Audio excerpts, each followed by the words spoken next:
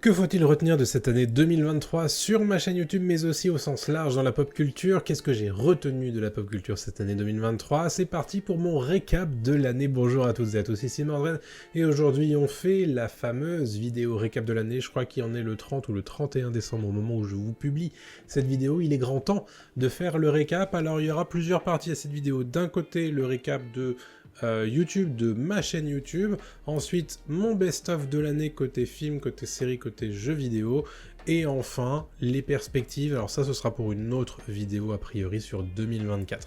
On va commencer tout d'abord par un premier best-of. Alors voilà, j'ai quand même vu pas mal de choses, joué à pas mal de choses cette année, mais pas suffisamment pour faire un truc en bonne et due forme. Je vais vous sélectionner quand même quelque chose qui m'ont bien plu tout au long de cette année 2023, côté des films notamment. Alors du côté des blockbusters, je retiendrai surtout Spider-Man Across the Spider-Verse, que j'ai beaucoup apprécié, cette suite de Spider-Man Into the Spider-Verse, qui m'avait donné une claque à l'époque, et je trouve que cette suite poursuit évidemment dans cette claque. Bien sûr, il n'y a pas la redécouverte, bien sûr, il y a quand même le plaisir de retrouver Miles Morales et de voir tout cet univers s'étoffer, et moi j'ai beaucoup apprécié, c'est sans doute mon blockbuster préféré de l'année 2023, et je trouve qu'on n'en parle pas trop, puisqu'il est sorti un petit peu avant le phénomène Barbenheimer, donc on n'en parle plus trop dans les tops 2023, et je trouve que c'est un petit peu dommage, même si j'ai beaucoup apprécié Barbie et Oppenheimer au demeurant. Du côté des films, on va dire, de grands cinéastes, je voulais quand même attirer votre attention sur The Fabelmans, qui est sorti en janvier 2023. C'est un film de Steven Spielberg qui est extrêmement personnel pour le réalisateur, parce qu'il y parle de son enfance, de ses parents, de son rapport au cinéma, etc. Et franchement, moi j'ai beaucoup apprécié ce film, parce qu'il a encore cette façon de prendre la caméra et de nous montrer ce qu'il sait faire, et de jamais en faire trop, et d'aller en profondeur en fait dans ces sujets-là, et notamment des choses qui lui tiennent extrêmement à cœur, hein, d'un point de vue personnel. Il y a un petit côté Roma, il y a un petit côté... c'est le film personnel de son réalisateur, et peut-être que c'est un des derniers films comme ça qu'il serait capable de faire, et honnêtement ça fait super plaisir de voir qu'il est encore à ce niveau-là. Moi j'ai vraiment beaucoup aimé ce Fabelmans de la part de Spielberg.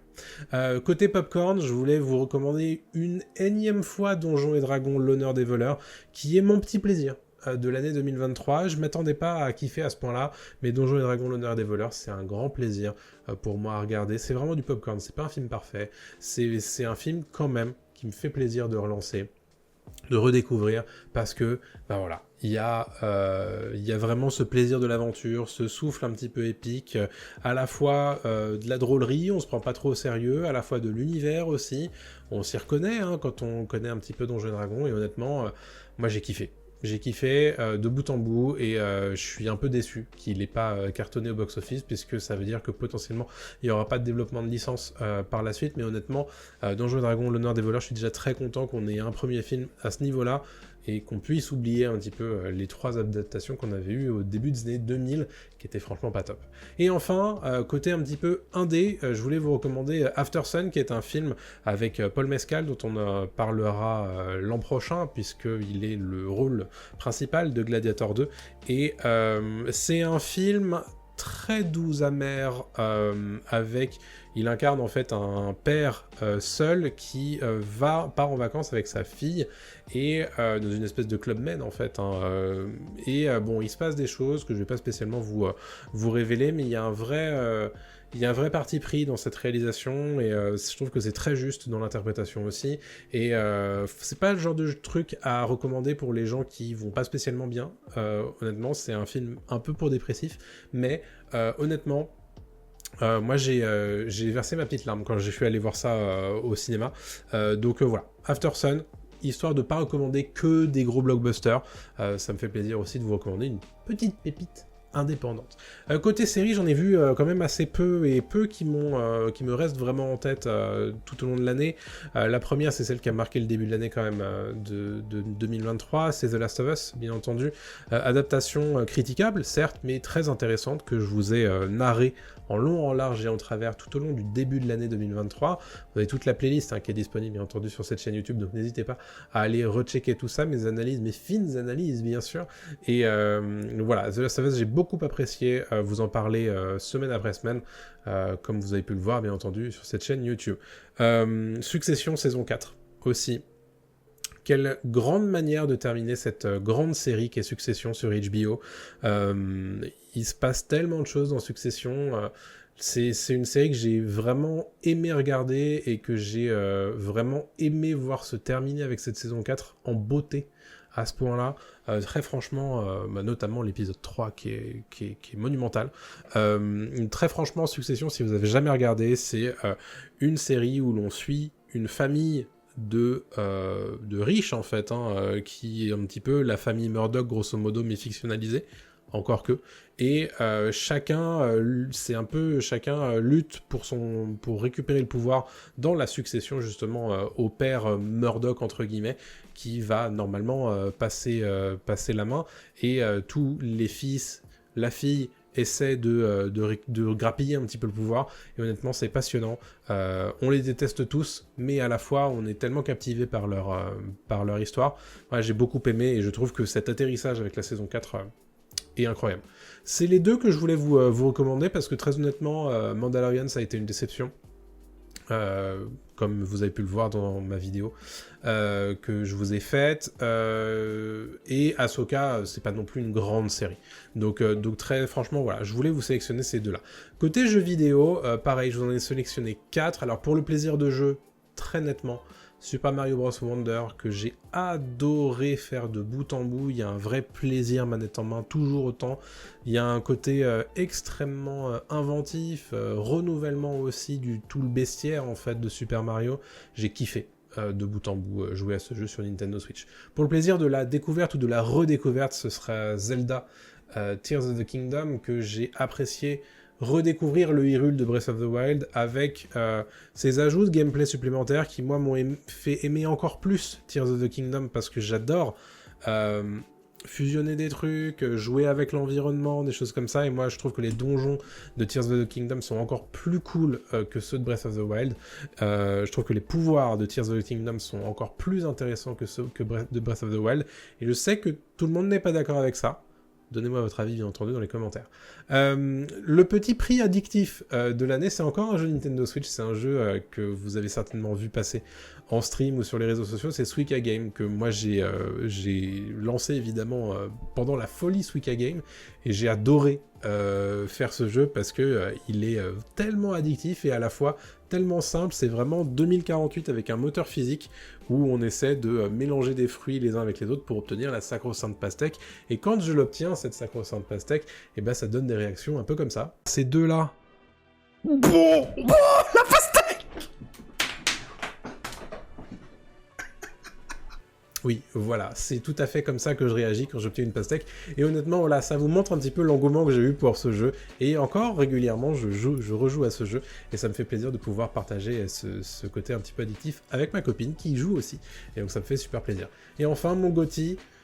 Est-ce que vous le savez, est-ce que vous le savez pas? Mon GOTY, c'est Baldur's Gate 3. Baldur's Gate 3 qui, bon, vous le savez, j'adore Donjons et Dragons, et Baldur's Gate 3 qui est certainement l'adaptation la plus pure et la plus stricte de Donjons et Dragons dans un jeu vidéo, et honnêtement, quelle claque ça a été, même si j'ai pas du tout terminé, ne serait-ce que l'acte 1 du jeu, quelle claque ça a été, tous les choix qui sont possibles, tous les petits détails qu'on n'avait pas forcément vus sur les premières runs et qui sont débloquables comme ça d'un coup, tu te dis mais c'est incroyable ce qu'ils ont réussi à faire.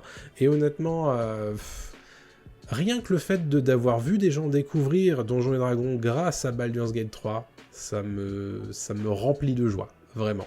Donc si vous faites partie de ce genre de personnes, si vous avez découvert Donjons et Dragons avec Baldur's Gate 3 et que vous avez envie d'aller un petit peu plus loin et de découvrir ce que c'est que le jeu de rôle sur table, n'hésitez pas à vous rapprocher d'une association de jeux de rôle en physique ou bien en ligne. Il y a plein de choses qui sont disponibles comme ça. Soyez voilà, cependant certain que vous soyez dans un lieu safe, et puis allez-y, parce que très honnêtement, quel bonheur de jouer aux jeux de rôle. Il faut qu'on parle évidemment de mon bilan sur YouTube. Alors mon bilan, déjà personnel, il est assez contrasté. Hein. Sur l'année 2023, j'ai honnêtement passé une année faite de très haut et de très bas. Je suis allé au Japon pour la première fois de ma vie et qu'est-ce que c'était bien. Mais à la fois, voilà, pour des raisons personnelles et professionnelles que je ne peux pas évoquer dans cette vidéo, ça a été compliqué aussi pour moi en 2023, ce qui a expliqué aussi mon taux de rendement et de productivité assez bas. Sur l'année 2023, alors que j'avais plein de projets au début 2023, j'en ai finalement accouché de peu en 2023 à cause de plein de problèmes dans dents de scie, etc. Ça se sont ajoutés aussi les travaux à la maison pendant 6 mois, hein, depuis juin jusqu'à décembre. Donc évidemment, ça n'a pas aidé à mon rythme de production, ce qui s'est ressenti hein, sur le récap YouTube, puisqu'on est à 39 vidéos publiées sur 2023 contre 65 en 2022, donc c'est moins 40% tout de même, et surtout, ça se voit surtout sur le taux de vue, hein, puisque l'an dernier on était sur 703 000 vues, et cette année on en fait 220 000, donc c'est moins 70%. Ça s'explique évidemment par la perte du gros sujet, des gros sujets qui ont été Le Seigneur des Anneaux, Les Anneaux de Pouvoir et House of Dragon, la saison 1, hein, qui avait évidemment drivé les vues sur cette chaîne tout au long de la rentrée, en fait, hein, jusqu'à la fin de l'année 2022, et là, forcément, il y a eu moins de gros sujets et moins de sujets que j'ai pu attraper aussi sur 2023, donc de fait, beaucoup moins de vues, bien entendu, et de fait, beaucoup moins de découvrabilité pour cette chaîne YouTube, qui avait eu en 2022 un vrai coup de boost hein, de la part de l'algorithme YouTube, puisque j'avais récupéré 7200 abonnés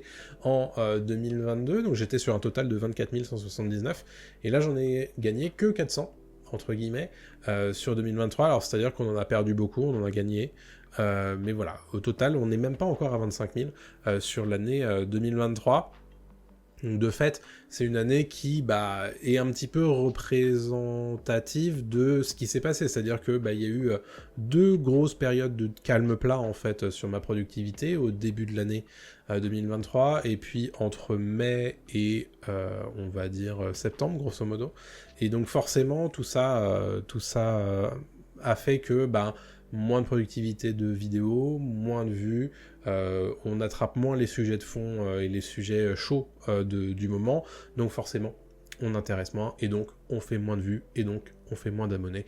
Bon, peu importe, de fait aussi on est sur des revenus YouTube qui sont divisés par 4 sur l'année 2023 par rapport à l'année 2022, c'est tout à fait logique étant donné qu'on perd autant en vues, bien entendu.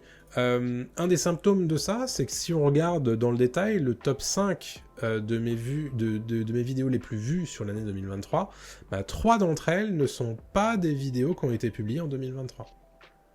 Ce qui veut dire que, en fait, les vidéos que j'ai publiées en 2023 n'ont pas été aussi vues que certaines anciennes qui sont entre guillemets mieux reprises par l'algorithme. Donc ça montre bien que en 2023 ça a été compliqué pour la chaîne YouTube de me démarquer et de trouver des sujets qui ont à la fois accroché l'algorithme, mais aussi mes spectateurs, on va dire, réguliers. En fait, le seul sujet qui a vraiment réussi à capter un petit peu plus d'audience, c'est Ahsoka. Parce que Ahsoka, je trouve, a réussi à mieux faire parler d'elle que Mandalorian saison 3. Et donc, de fait, ça a eu un petit peu plus de retombées sur YouTube. Et donc, ça m'a permis de dégager un tout petit peu de revenus, notamment sur le mois de septembre. Quelques chiffres rigolos que je voulais vous mentionner sur cette partie récap YouTube. 89% de mes viewers sur YouTube sont des hommes. En tout cas, ce sont des gens qui sont déclarés en tant qu'hommes. C'est moins bien qu'en 2022, hein, puisqu'on était à 78% sur ce taux en 2022. Alors j'imagine que ça tient au fait que j'ai fait beaucoup plus de Star Wars cette année que l'année précédente, et sans doute aussi que House of Dragon était un petit peu plus consommé par des femmes. C'est possible en tout cas. Bon, je ne m'en contente pas, hein. Je préférais évidemment que on ait un 50%, mais dans les faits, j'ai jamais vraiment réussi à avoir ce genre de chiffres depuis que j'ai lancé ma chaîne YouTube. Donc peut-être qu'un jour, mais là tout de suite, a priori non. Sur les âges, on est à 24% de mes téléspectateurs qui ont entre 35 et 44 ans, 36% qui ont entre 25 et 34 ans, et 37% qui ont entre 18 et 24 ans. Et puis, chiffre intéressant, enfin chiffre, données intéressantes, je partage sur les derniers jours des téléspectateurs avec Captain Popcorn, avec Cult & Click, et avec Mestre Thibaut, et ça me fait très plaisir parce que c'est des créateurs que j'aime beaucoup.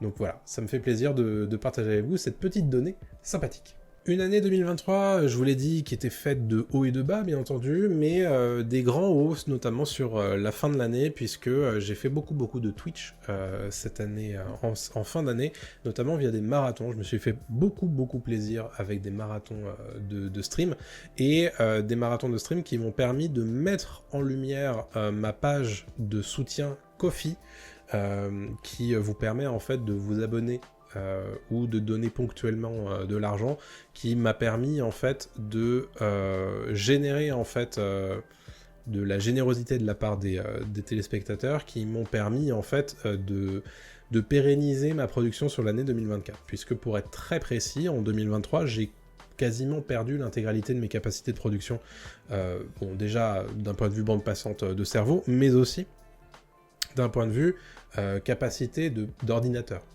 Très physiquement, mon ordinateur n'était plus capable de faire tourner mes logiciels, de faire tourner des jeux que je pouvais streamer, et de faire tourner correctement mes logiciels de montage. Donc il a fallu réagir assez rapidement, et c'est pour ça que j'ai monté cette page Ko-fi avec des donation goals qui m'ont permis en fait de monter mon propre PC qui me permettra de voir venir ma production sur les années à venir. Et grâce à ça, on a débloqué un certain nombre de donation goals qui vous permettront de découvrir de nouveaux contenus en 2024, alors que ce soit sur cette chaîne-là, que ce soit sur Twitch, ou que ce soit sur ma chaîne secondaire. Tout ça, ce sera un petit peu disséminé par là, mais d'ailleurs, si vous voulez participer un petit peu et entrer dans, on va dire, les soutiens financiers de la chaîne YouTube, Twitch, etc., c'est sur Ko-fi ou sur KissKissBankBank que ça se passe, via des donations mensuelles. C'est évidemment très apprécié, et ça permet de remplacer aussi beaucoup de frais et beaucoup de revenus qui n'existent plus en fait sur YouTube. Donc on a débloqué un Best of Twitch, on a débloqué 2 tutos sur Ark Survival Ascended, donc ça c'est du gaming. On a débloqué une campagne sur le Seigneur des Anneaux, la bataille pour la Terre du Milieu 1, tout ça streamé sur Twitch. Un making-of de la chaîne YouTube, ça ce sera publié ici même. Une soirée jeu de rôle sur Twitch. Une run de redécouverte de 7 Days to Die, tout ça ce sera sur Twitch et certainement sur ma chaîne gaming. Un tuto sur comment installer et à quoi ça sert le mode Minecraft Seigneur des Anneaux. Je sais que ça parlera à un certain nombre d'entre vous qui étaient là il y a quelques années sur cette chaîne. Il y a un room tour qui est prévu du nouveau setup. À quoi ressemble mon bureau, à quoi ressemble le nouveau PC, comment est-ce que j'organise un petit peu mon espace de travail. Et bien entendu, une nouvelle saison de Ark Survival Ascended avec mes défis Jurassic Park. Tout ça, ça aura lieu sur ma chaîne Twitch. Et enfin, on va créer un serveur communautaire sur Lego Fortnite. Tout ça, ça a été débloqué grâce à la générosité des utilisateurs de Twitch et mes soutiens sur Ko-fi. Donc je voulais évidemment les remercier bien bas, puisque c'est grâce à eux que cette chaîne va pouvoir continuer sur l'année 2024. Et tout ça, c'est des contenus qui vont se rajouter à ceux qui étaient prévus sur l'année 2024. Donc honnêtement, grand merci à eux, bien entendu. Et puis voilà. Donc on parlera des perspectives 2024 dans une prochaine vidéo que vraisemblablement personne ne regardera, puisque c'est pas des vidéos qui cartonnent d'une manière générale sur cette chaîne, mais c'est pas grave, on la fera quand même. D'ici là, portez-vous bien, passez de bonnes fêtes de fin d'année, et puis très bientôt, et sans doute à l'année prochaine, sur cette chaîne YouTube. N'oubliez pas le petit like, le petit commentaire, le petit abonnement si ce n'est pas encore fait, et puis à très bientôt tout le monde. Salut à tous.